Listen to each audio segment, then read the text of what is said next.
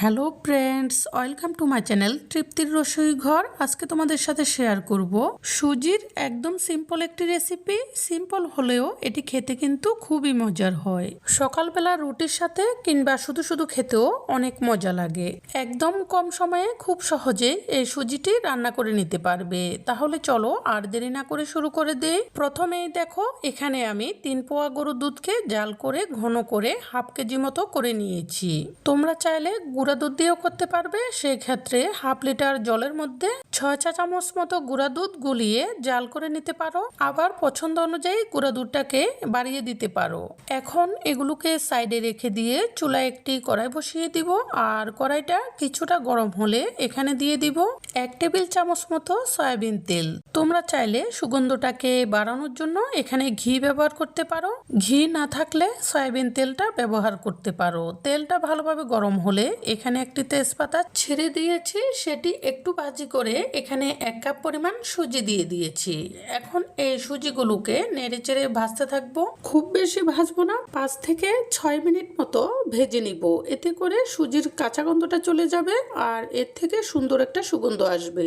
এ পর্যায়ে আমি তোমাদের কাছে একটি রিকোয়েস্ট রাখি, তোমরা যারা আমার চ্যানেলে নতুন, সকল ধরনের রান্নার সহজ এবং সুস্বাদু রেসিপিটি পেতে আমার চ্যানেলটি সাবস্ক্রাইব করে রেখো। আর যারা আগে থেকে সাবস্ক্রাইব করে রেখেছো তাদের জন্য থাকছে অনেক ভালোবাসা। এভাবে কিছুক্ষণ ভাজার পর যখন সুজির কালারটা চেঞ্জ হয়ে যাবে আর সুন্দর সুগন্ধ আসবে, এ পর্যায়ে দিয়ে দিব 1 কাপ থেকে একটু কম চিনি। এখন এই চিনিটাকেও নেড়েচেড়ে একটু সুজির সাথে ভেজে নিব। এতে করে সুজির সুগন্ধটা আরো একটু বেড়ে যাবে। সুজিগুলোকে ভাজার এই সময়টাতে চুলার আগুনটা অবশ্যই মিডিয়াম থেকেও কমিয়ে রাখতে হবে, না হলে নিচে পুড়ে গিয়ে দেখতে এবং খেতে ভালো হবে না।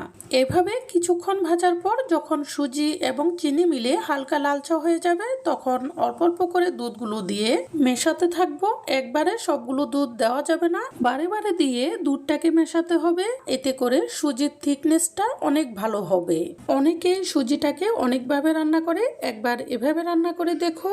কম সময়ের মধ্যে ঝটফট রান্না করে নিতে পারবে আর খেতেও কিন্তু অনেক সুস্বাদু লাগে। এভাবে বারে বারে দুধগুলো দিয়ে নেড়ে ছেড়ে এগুলোকে ভালোভাবে মিশিয়ে দিব। মেশাতে মেশাতে যখন দুধগুলো সুজির সাথে ভালোভাবে মিশে গিয়ে সুজির সুন্দর একটা থিকনেস আসবে, তখন চুলাটি নিভিয়ে দিব। একটু নরম থাকতে চুলাটি নিভিয়ে দিব, কারণ ঠান্ডা হতে হতে সুজিটা আরো একটু বসে যাবে।